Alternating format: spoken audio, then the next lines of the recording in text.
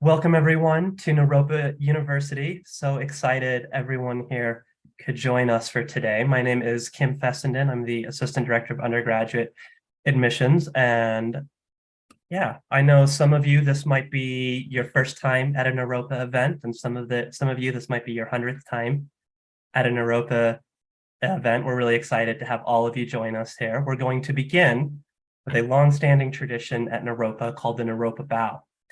This is how we begin many of our classes, many of our meetings. It's an opportunity to just kind of bring everyone in the same space, make sure we're all very present and able to offer whatever is being presented. So I'm going to kind of offer an admissions style version of the Naropa Bow, and if everyone brings their own flavor to it.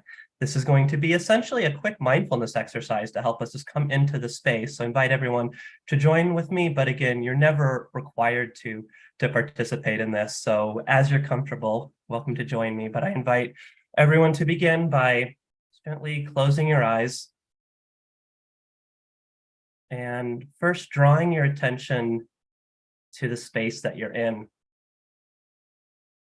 Just taking note of maybe the air temperature in your room. Maybe you notice whatever sounds are present or absent. And then feeling that point of contact between you and the chair that you're sitting on, perhaps your feet are on the floor, feeling yourself supported, held, the ground beneath you. And as you breathe in, recognizing, observing whatever feelings, whatever emotions might be present. You step into learning about a new university. There's so many positive emotions. It can be energy and excitement and curiosity. There can also be challenging emotions. There can be uncertainty, be an anxiety. None of these are the right or the wrong response. This is just an opportunity for you to observe what is there, to allow it to have space to be. And as you breathe out, just allowing yourself to come fully into this space, into this present moment, knowing that for the next little bit, all you need to do is just bring a sense of curiosity and openness as we learn more about Naropa. And as you're ready, gently opening your eyes, and it's just a simple bow into the space. And that is a Naropa bow. We hope for those that are new to Naropa that it is the first of many. It is such a wonderful way to come into a space, to start a class. If you may have had a long weekend, you may be looking forward to the weekend ahead. It's a great way to come into the space, kind of whatever that activity is. So as we get this event started, I invite everyone who wants to, you're welcome to introduce yourself in the chat. You can share your name, share where you're coming from. I know at these events, we often have people from all over the world joining us. So it's really exciting to see kind of who's the Naropa family that's come together for today. And then it is the start of spring here in the Northern Hemisphere. So what is something that you really enjoy, love about the spring? Perhaps you are enjoying the warmer temperatures, spending time with friends and family outside, whatever that may be. Invited to put that into the chat. And then throughout the event, you can use this chat to connect with each other, to kind of have an ongoing conversation. And if you have questions as they come up, you may have questions about the admissions process, want to learn more about some of our programs. You can put those into the Q&A session. In addition, if you have questions for Dr. Dorian for the sample class that we're about to have, you can put those into the Q&A as well. And we'll either address those in the Q&A session at the end, or an admissions staff member will reach out to you. We want to be able to get those answers to you. And with that, we're really lucky to have our president, Chuck Leaf, join us. I'm going to offer a quick introduction before he shares some opening remarks. But he has been involved with Naropa really from our origins, involved in some of the early discussions around what it would mean to bring contemplative practices into an university academic context. What does contemplative education mean? He was a founding member of the Board of Trustees, and he has had a long career as a social entrepreneur, helping grow and lead several organizations that are providing a mix of services that would include affordable housing and healthcare, early childhood education centers, and services for low-income people that are living with HIV and AIDS. In 2012, he returned to Naropa to serve as our president. He and his wife, the Buddhist teacher and writer Judy Leaf, who also served as Naropa's president for several years in the 1980s, they're proud parents of two daughters who graduated from Naropa. And we're really blessed to have Chuck as our president, someone his life embodies so many of the values of Naropa, from building community where everyone at Naropa can really be welcome, can really explore and develop their best self, to his incredible life of service, kind of meeting the needs of various populations. So with that, I want to hand it over to Chuck Leaf to offer some introductory remarks. Thanks, Kim, and good afternoon, everybody. This is the first time I've heard Kim introduce me, more flowery than I've been used to, so I appreciate it. I want to welcome all of you, 54 people now online, for taking some time to explore possible connection that you might have to Naropa.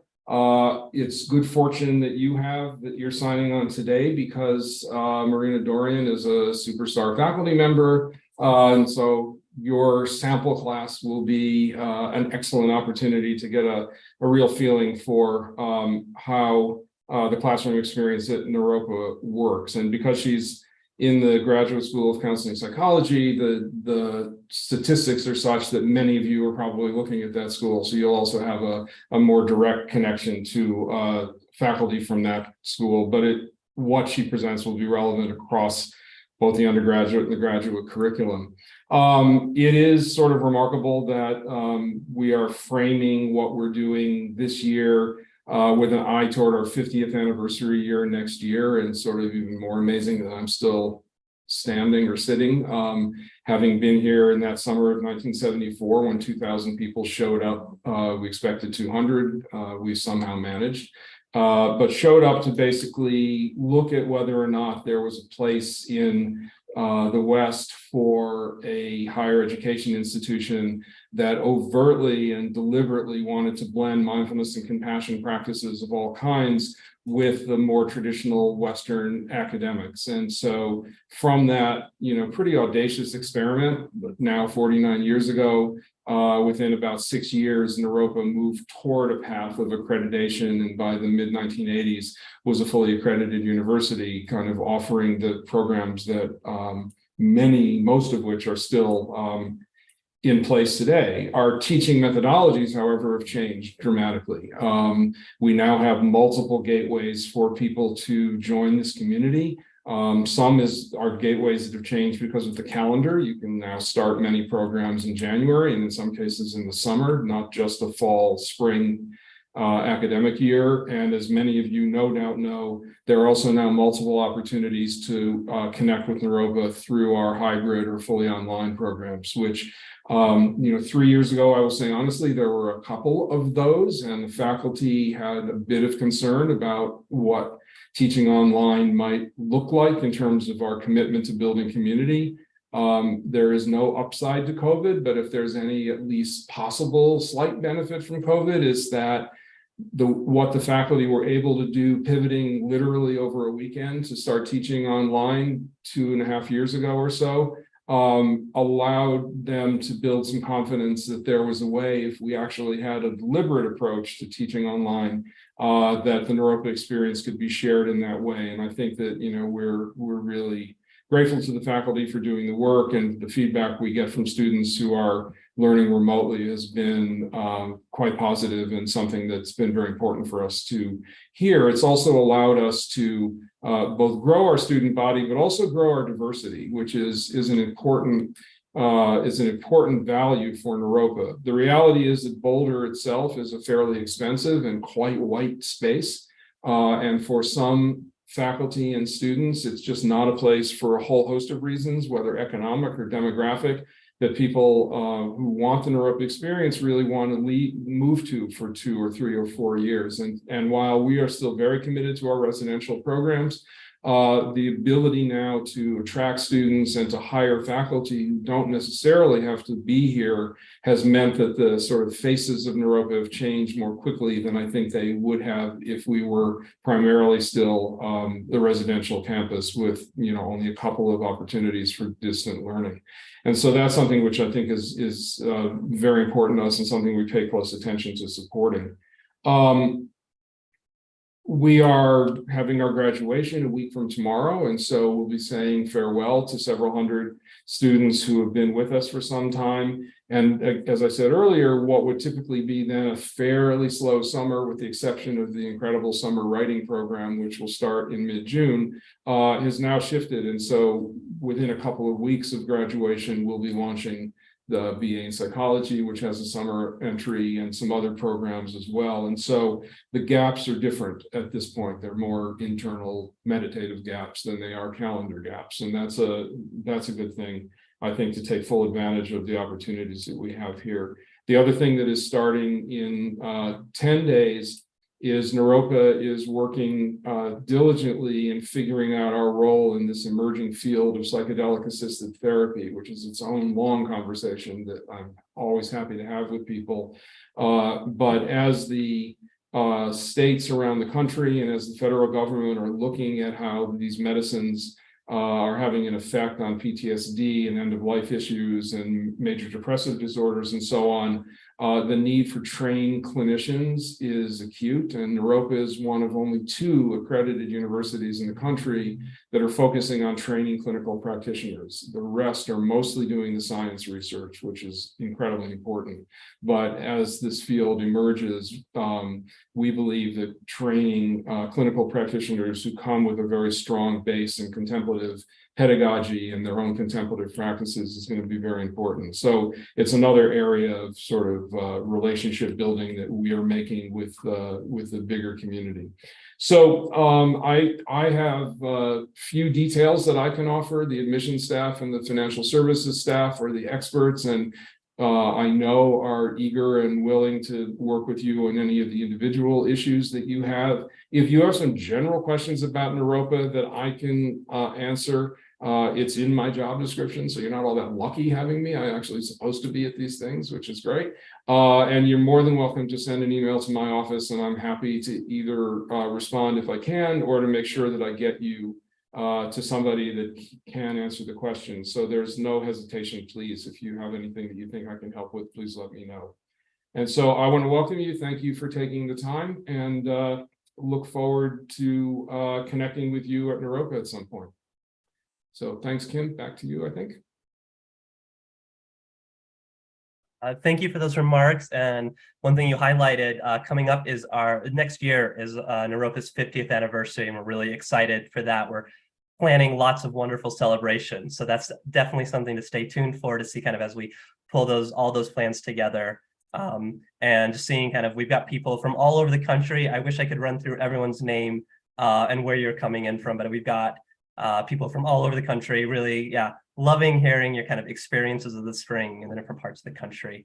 And coming up now, we're really blessed to be able to have Dr. Marina Dorian, excuse me, Dr. Marina Dorian speak to us. She is an associate professor and the associate chair of the mindfulness-based transpersonal counseling program here. She's a clinical psychologist and meditation instructor. Dr. Dorian earned her doctoral degree in psychology from the University of Illinois at Urbana-Champaign, and has previously held a faculty position at the California School of Professional Psychology at the Alliant International University. Currently, she has a clinical practice that is focused on mindfulness-based therapy, treatment of mood and anxiety disorders, and does couple and family therapy. She's also been a meditation practitioner in the tradition of Thich Nhat Hanh for nearly 20 years, and facilitates a Sangha for mothers. And her interests include yoga, meditation, dance, travel, hiking, literature, and film. We're really lucky today. She's going to offer an introductory course or introduction to the courses on psychology of meditation and the compassionate counselor. She's going to discuss how to develop your own mindfulness practice and discuss the ways that mindfulness can be used in therapy. And experiential education, putting our learning into practice, is such a key part of what we do at Naropa. It's so central to how we do education. And this class, I'm sure, is going to be no exception. We should have opportunities to kind of, what does it mean to actually have a meditation practice and to develop that kind of a daily or a practice for ourselves. So I'm really excited to have Dr. Marina Dorian present a class. So I will hand it over to you for your class. Thank you. Thank you, and welcome, everybody. I'm a core faculty here in the mindfulness-based transpersonal counseling program, and I've had the pleasure of being at Naropa since fall 2018. Currently, I'm actually located in San Diego, California, and I began my journey with Naropa teaching in the hybrid program and teaching online. And then I had an opportunity to move to Boulder, Colorado with my son, and spent about 2.5 years in Boulder. So watching the slideshow at the beginning, it was just so nice to see all the beautiful places on campus that I love and remember so much. And presently, I've taught both in the residential in person and in the hybrid low residency program. And presently I'm back in San Diego and teaching primarily in the hybrid low residency program, and travel once a semester to teach intensives in person. So it's been wonderful to see folks from coast to coast, from San Francisco to Philly, present here in the chat. And so I'm curious first to know a little bit about what drew you all here today. So folks would want to maybe just share, if you feel so moved, what drew you to be here present with us all today. And I could share just a little bit about what drew me to Naropa, because for about a dozen years, I had a faculty position at a more traditional university. And really, I had kind of a calling. Every few years, I would hear somebody talk about Naropa, and it actually started while I was on my internship. I had a colleague of mine, knowing I was out on the job market, say, she was actually from Colorado, from Boulder. She said, you're really interested in mindfulness and meditation and just working with you. You should really apply to Naropa. And at that point, I just had a lot of family still in Southern California. But, so I ended up back in Southern California. And then every once in a while, the wind would whisper, come to Naropa, come to Naropa. And finally, I couldn't ignore it anymore. A dear friend of mine told me, there's a job opening, you really need to apply, and kept at it, checking in with me until I applied. And so here I am. And, I'm just trying to see, some people here also felt a calling to Naropa, interested in Naropa's approach to therapy, interested in getting their master's in contemplative psychotherapy, Buddhist psychology. Somebody here went to CIIS. Yes, they're in San Francisco. Very interesting. And so today, what I'd like to do is I'm going to be talking about mindfulness and compassion and how they're related to the field of counseling and psychotherapy. And I have about, 45 minutes or so with some time for questions. But let me tell you, if I only had 5 minutes to talk to you about this, I would do the following practice that I invite you to do with me. And that is a brief practice of mindfulness of the breath. So I invite you all to just take a moment to settle into your seat, with your feet flat on the floor, or if you're sitting on the ground, feeling your backside and legs touching the floor, your hands resting in your lap, your posture upright and stable, perhaps having your eyes gently half open or gently closed if that's in your practice.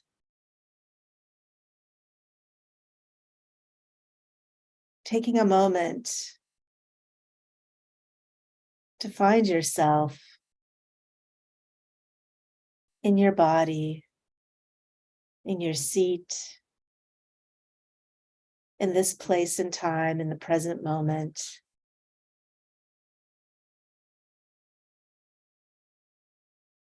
And bringing your attention now to your natural breath.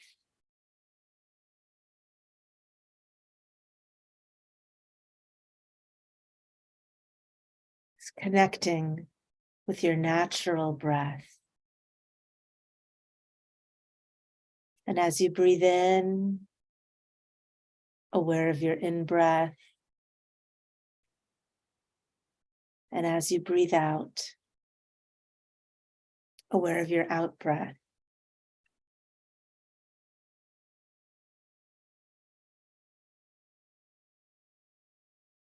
Breathing in, knowing you're breathing in, and breathing out, knowing that you're breathing out.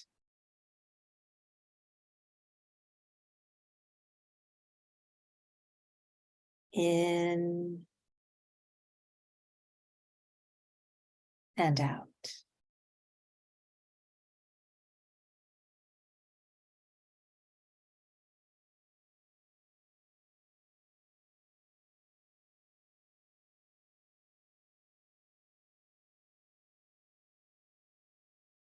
And just watching your natural breath with your attention and awareness without trying to change it,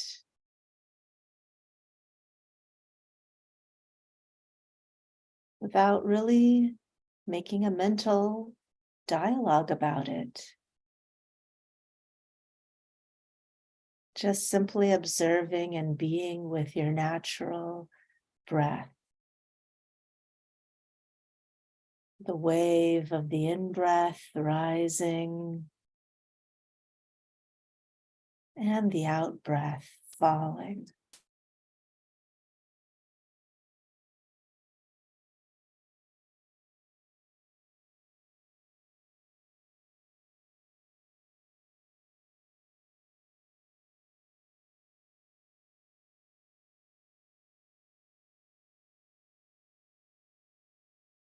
And perhaps we can share 2 more of our natural breaths together.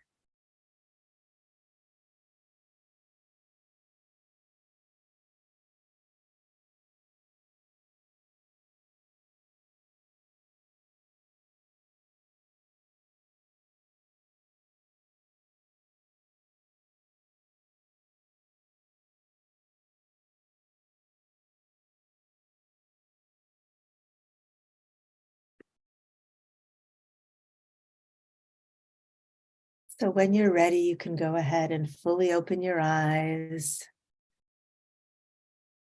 and bring your attention back to our Zoom class here. And so this experience of mindfulness of the breath is really at the core of what I want to talk about today. So many of us have heard the word mindfulness, and I'm actually glad it's becoming so popular, in our Western counseling, Western psychology, Western health-oriented world here. But I think the elephant in the room is, how do we really define mindfulness, and what exactly is it? As we hear people using that term all the time, be mindful of what you say. Even I remember my trip to London, mind the gap when you go through their subway system. Be mindful of the gap between the train and the platform. Don't fall in the gap. So I'm curious if anybody feels so inclined, if anybody would like to share, what do they feel? What do they think mindfulness is? How would you define mindfulness? In the chat, what do you think mindfulness is, or what does it mean to you? If anybody would like to share that in the chat. Yes, practicing being aware to the present moment, intentionally present, awareness, attention to attention. Wow, yes, yeah. Attending to the fact that you are paying attention and connecting to yourself and the environment. Yeah, all these things are really like components of how we can define mindfulness and what that means to you. And, so if I were to give it a shot to really try to define, what is mindfulness? And then what does that mean for myself as a therapist? What does it mean for counselors and psychologists? Um, Really, mindfulness can be thought of as a type of an awareness or a consciousness that involves, as many of you said, paying attention to the present moment. But as it unfolds, like moment by moment and without judgment.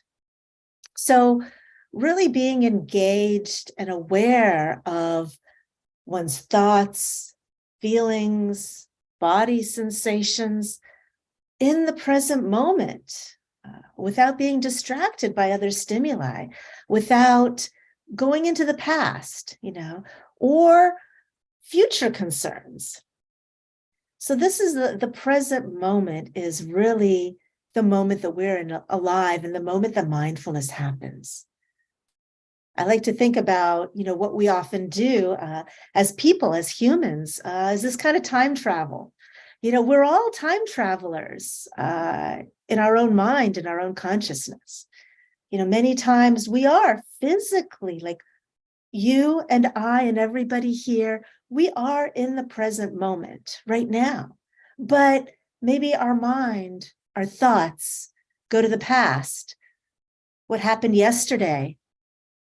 What did he or she or they say to me that upset me? I'm still thinking about what they said that upset me. Or maybe I'm worrying about the future. Maybe I'm worrying about, what am I going to do at the end of the day today? Thinking about what am I going to do later? All the work that's in store for me. And so that is missing the present moment, that kind of time travel. And mindfulness is essentially that awareness of paying attention to what's going on, maybe of your body, of your thoughts, of your feelings in this present moment without judging it as good, bad, beautiful, ugly. It just is. And so this can be practiced through a formal practice, like we practiced mindfulness of the breath, or informally in the way we go through our everyday life, in the way we do our work, our chores. We could turn that into a practice, like washing the dishes. You could wash the dishes mindfully, aware of the water, the soap, all of those sensations, that sensory experience, rather than having it be like such a hard task, like here I go again, scrubbing these pots. I can't believe my son just can't get this off the plate, rather to really enjoying that feeling of what it's like. It's almost like you're taking a shower, but with the dishes. It's a bubble bath with the dishes. Also at a stoplight, using that as a natural mindfulness bell. I have my, formal mindfulness bell here, but certain things in our everyday life can be a bell, like the phone ringing. It can give us a message to stop, come back to our breath. Stopped at a stoplight. Stop, come back to our breath. Be in the present moment. So all of these things are just a way to possibly think about mindfulness. And mindfulness, is this awareness that arises out of intentionally paying attention in an open, kind, and discerning way. That's a definition that's often shared by mindfulness teachers, such as Shauna Shapiro, who's also a psychologist. And psychologists like myself, we like to make models. So I'd like to share a model of mindfulness that is actually brought to us by Shauna Shapiro, and this is called the IAA model. And these letters stand for intention, attention, and attitude. And here, what is meant by that is that, mindfulness is something that you do intentionally. You don't accidentally stumble upon it. You set an intention, and you really are actually paying attention. So you're bringing your attention intentionally to something. Like, there's always an object of mindfulness. So you are mindful of something. A few moments ago, we practiced mindfulness of the breath. And then the last part of this model, of this IAA model, is the attitude. And for me, I think that that is really important, because you can pay attention on purpose to something, but I think many of us may have had this experience where we're paying attention on purpose to something, like we're watching what's going on, watching to see when are they going to make a mistake, when is something going to happen, and we're having this narrative, this judgment that as humans we naturally tend to do, unless we kind of train ourselves otherwise, to judge, like, was that a good thing or a bad thing, to kind of categorize it. And so that attitude is one that's really critical to the experience of mindfulness, in that you're going to suspend your judgment and you're just going to see what comes up as it is, as an experience, having this equanimity that it is as it is, having an acceptance and a non-judgmental attitude of what happens. So I think that the attitude part is really crucial, of just really seeing and allowing what comes up to happen.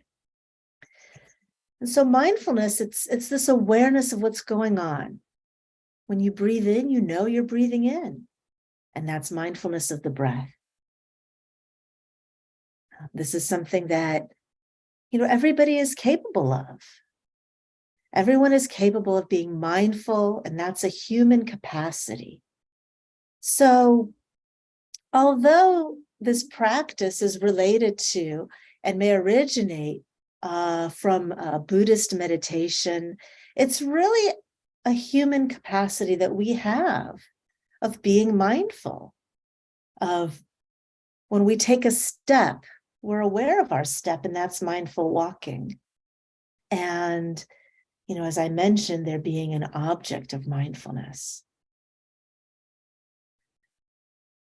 So if we pause and think about, the origins, the practice of meditation, the practice of Buddhist meditation, there's an intention, especially from my lineage that I practice in the Plum Village lineage, from the teachings of the late Thich Nhat Hanh. The practice of Buddhist meditation may be to generate three kinds of energy. There's the energy of mindfulness, concentration, and insight. It's the energy of mindfulness that could bring about concentration. And so they're really intertwined. And when your mindfulness and concentration are powerful enough, then you can touch and see things deeply. You could discover the true nature of things, to see them as they really are. And that is considered insight. Definitely insight is something that's powerful to therapy. And sometimes mindfulness has been defined as remembering. So the opposite of forgetfulness is mindfulness. Mindfulness can be to remember, like remembering to come back to the object of your mindfulness practice, like the breath or your body. And so I'd like to try this practice that we did right at the beginning one more time. I invite you to practice mindfulness of the breath with me again.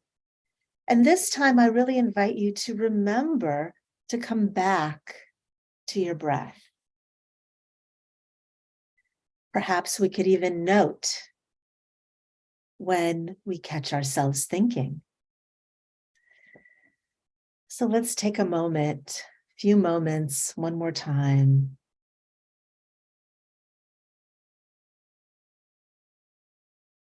Noticing your posture.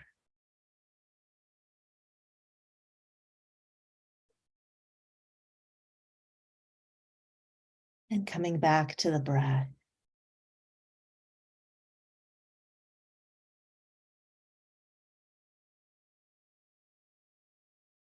Breathing in,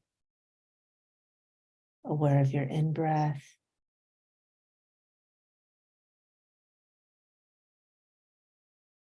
And slowly breathing out, aware of your mind, of your out-breath.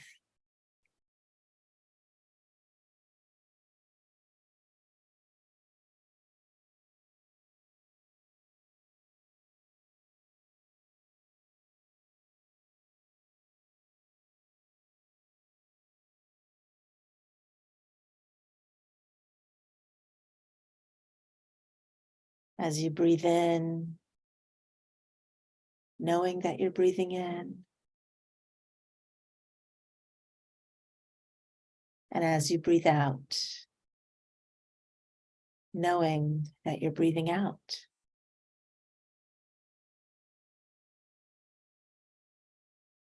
You might even note silently to yourself in on the in-breath and out on the out-breath.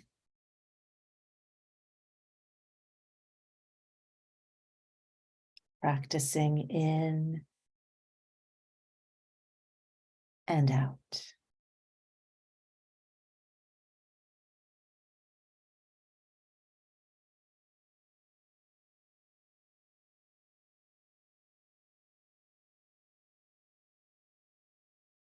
And now you may have had a thought or two or 10.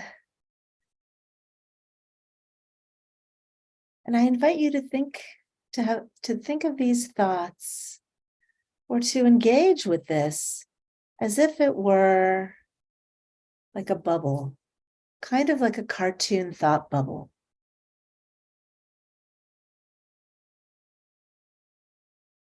But you're not attached to it. Perhaps noting when you realize you have a thought. Like, what am I going to say next? Am I going to have enough time? You know, it's actually Cinco de Mayo. Just noting it, maybe thought.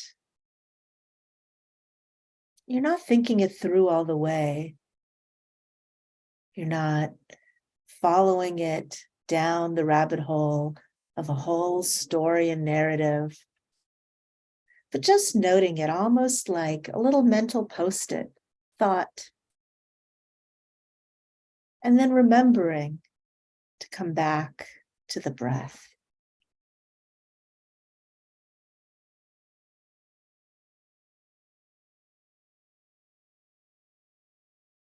And if these other thoughts were kind of like a conversation bubble, like in cartoons, imagine that it was more cloud-like. This conversation cloud would just be allowed to float by. You might notice it, but you're not attached to it. It's not like a balloon that's pulling you. It's not a helium balloon pulling you all the way up with it. You're actually just letting it go, coming back to your core, coming back to your breath. And using your breath here as an anchor, you can remember to come back to as often as you need. Back to your in-breath and out-breath.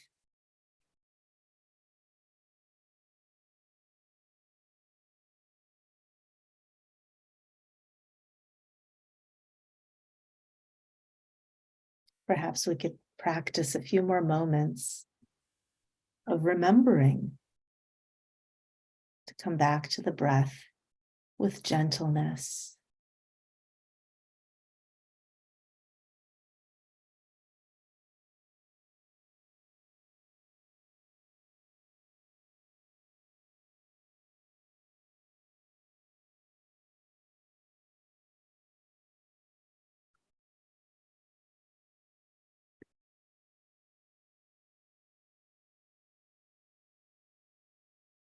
And so when you're ready now,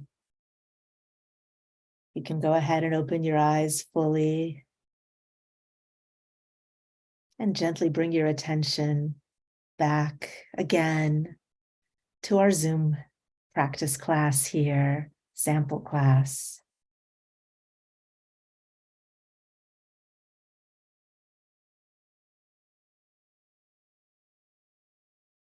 And so now that, we've talked about the practice of mindfulness, this individual practice of mindfulness and us together, I'd like to talk a little bit about how mindfulness is related to counseling. And so I think about this in 3 ways or 3 stages. We've really done the first one, which is the therapist's own practice. And so I myself, as a therapist, I do have a mindfulness practice. And if I were to do just that, say, I didn't have mindfulness-based psychotherapy or mindfulness-based relational practices that I did with my clients. Say I just was, a psychoanalyst or a behavioral therapist, but I had my own mindfulness practice. That would offer some help in my therapeutic work in and of itself, because this kind of practice, it fosters the kind of core elements that are found in all therapies, these kind of common factors: presence, attunement, acceptance, empathy and compassion, which we'll talk about in a few moments as well, and non-judgment.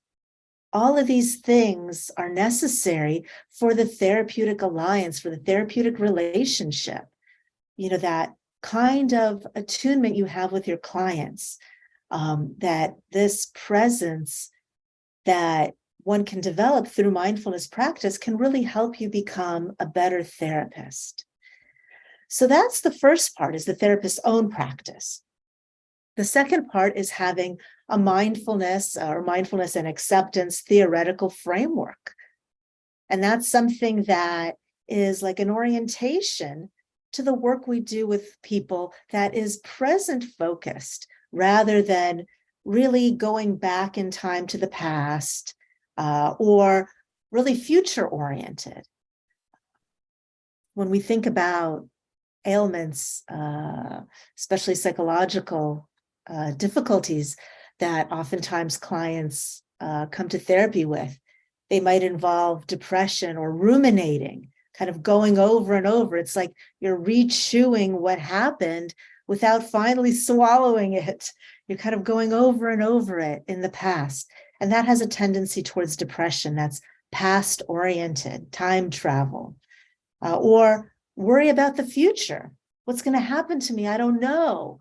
Am I going to be able to get this position or not? And that worry has a tendency towards anxiety, challenges with anxiety, and can elicit panic. That's that time travel to the future. And so this kind of a mindfulness theoretical framework is present oriented, of what's going on with you right now. So I'd like to maybe even just pause and and see for everybody here, if anybody would like to share, how are they feeling right now?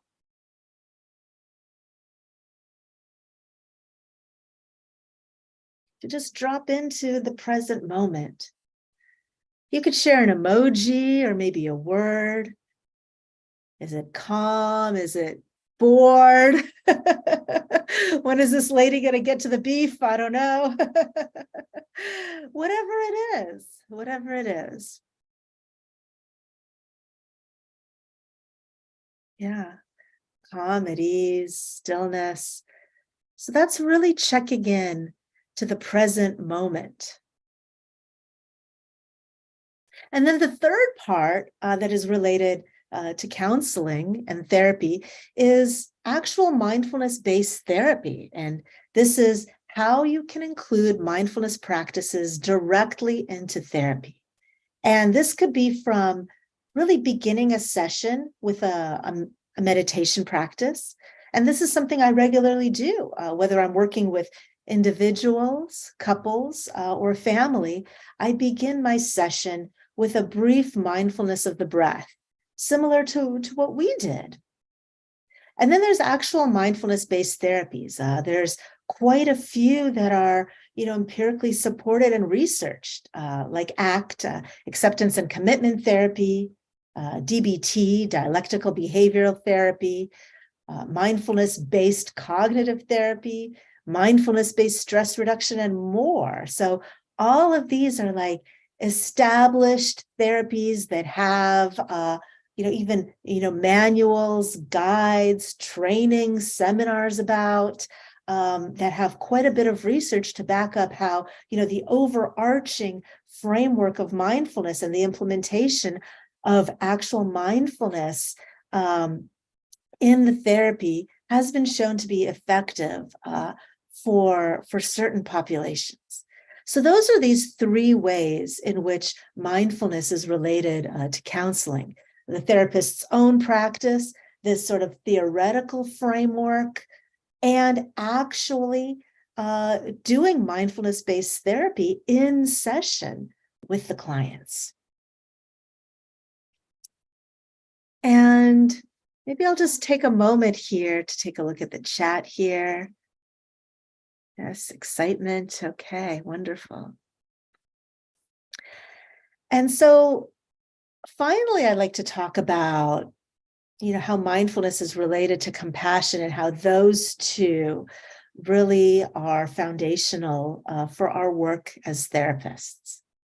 So compassion is something that is also talked a lot about, but there's a lot of, I think, misunderstanding about what compassion means, how it's defined, and how it differentiates from other popular terms. And so I wanted to talk about the difference between sympathy, empathy, and compassion. Now, many of us have heard of something like a sympathy card, and so sympathy is feeling sorry for someone and their situation. Like I'm sorry for your loss. I'm sorry that happened to you. And really, that's it. Here you are, you send them a card, you say you're sorry for their loss of what happened. It's terrible. And that's it. So there's like this lack of real engagement, and maybe that's why there really are sympathy cards rather than empathy or compassion cards, because just sending a card is like, being behind a screen. There's a detachment from it.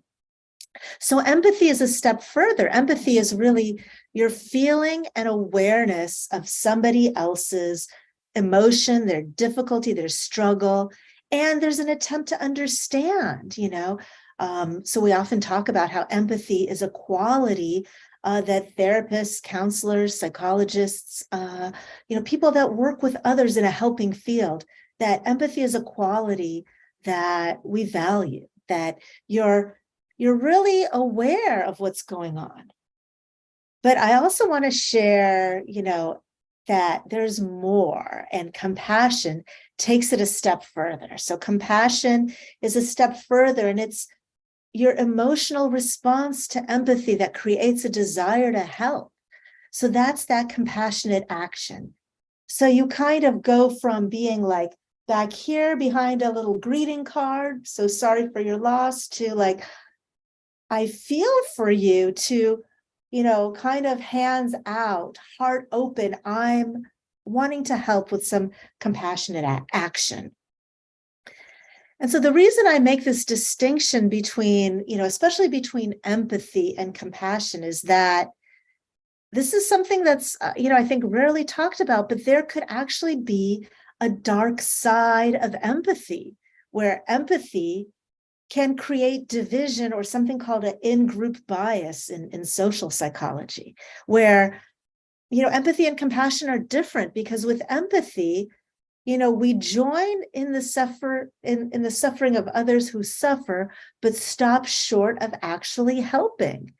And we really kind of empathize with those that are like us, that in-group bias, that, I see those that share my characteristics.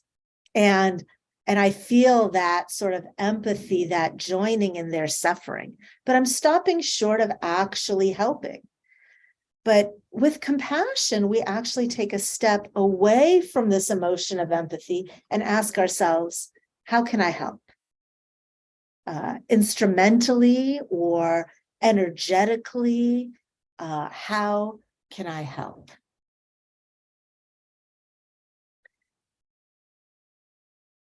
And going a little bit further down into this field of counseling and psychology, is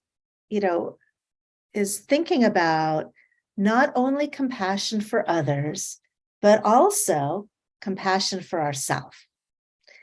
I'm curious, how many folks are familiar with the topic of self-compassion? And maybe I'm curious also to hear, for whom is self-compassion challenging sometimes? Who's had trouble being compassionate to themselves? I know sometimes I have, definitely sometimes I have, and I have to remind myself that I have self-compassion, because it's not something that comes naturally. I'm reading the chat from one of our participants. Yeah, certainly. And isn't that unique, that we could be compassionate to others, but having compassion for oneself as a therapist or as a person can be a challenge. And so I'd like to, talk a little bit about self-compassion, and then we'll do another experiential. And here I just wanted to check in briefly. How much time do we have? Do we have till 1 or a little bit more?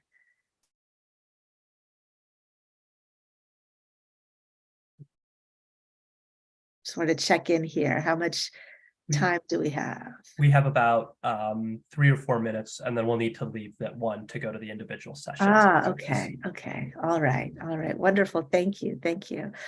So just really quickly, I'd like to share then this idea of self-compassion from the work of Kristen Neff.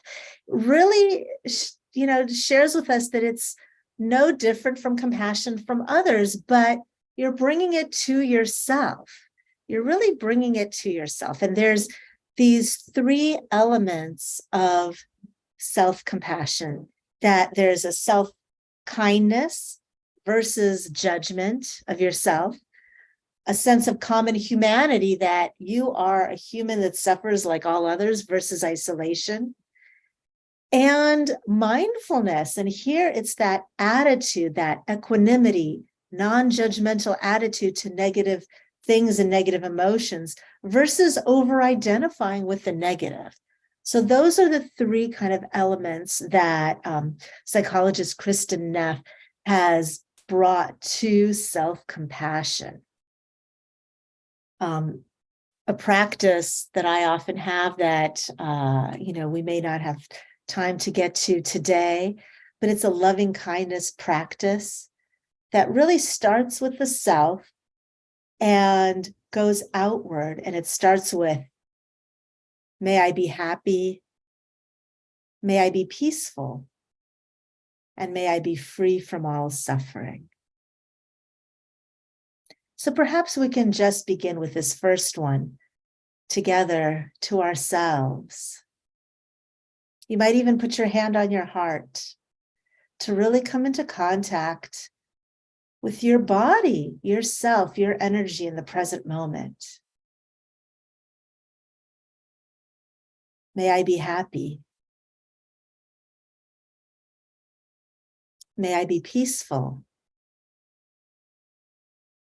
And may I be free from all suffering.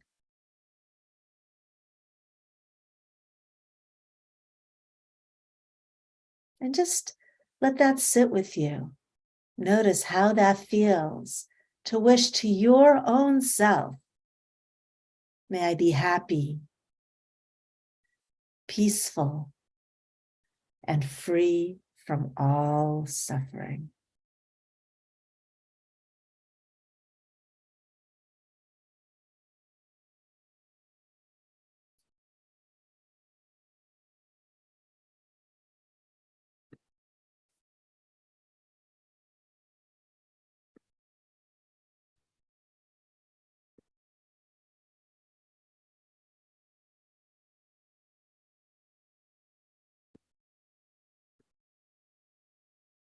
Okay. Like I was asked to put in the elements of self-compassion in the chat. And so we're nearing the end of our time, and I'd love to have a few minutes for any questions if anybody has. And unfortunately, I can't see you all, but I can definitely see your chat. So I'm curious to hear from others. Was that challenging for anybody, or what was it like to offer that compassion to yourself? Because I've definitely worked with individuals, with clients where self-compassion is a big challenge for them, but they can give to others. So I welcome any questions or comments here at the remainder of our time.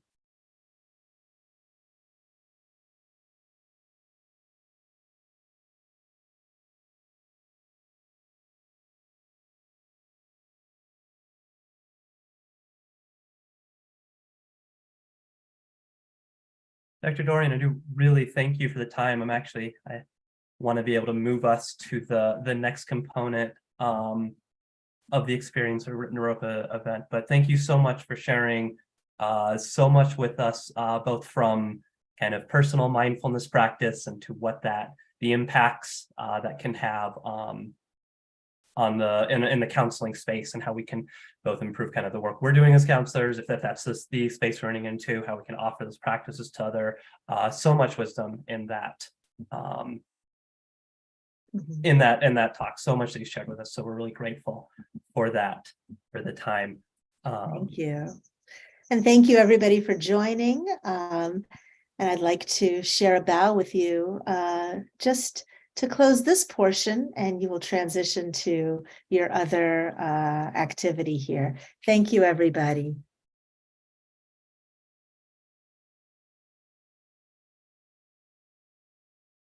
Thank All you. right. Enjoy the rest of your day.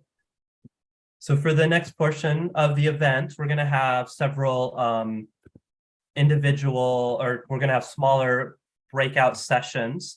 I am showing you where it is on the website. I'm going to put this chat into the link, or the link for this into the chat. So you can see 1 to 1:30. We've got sessions for grad students, sessions for undergrad students. This link here will take you into a different Zoom room to attend that session. And then you can come back to this room at 1:30 for the link for the kind of the shared session, and then again at 2 to 2:30. So if you get lost at any point, you aren't sure what the link is, you get closed out of your Zoom, you can just come back to this link. That will take you where you need to be. We're going to close this main Zoom room, this main event room down in just a moment as people are leaving to these individual events. So again, thank you everyone so much for your presence. Thank you, Dr. Dorian, again, for such wonderful sharings, such some wonderful offerings for us. And with that, invite everyone to head to these individual or these smaller breakout sessions.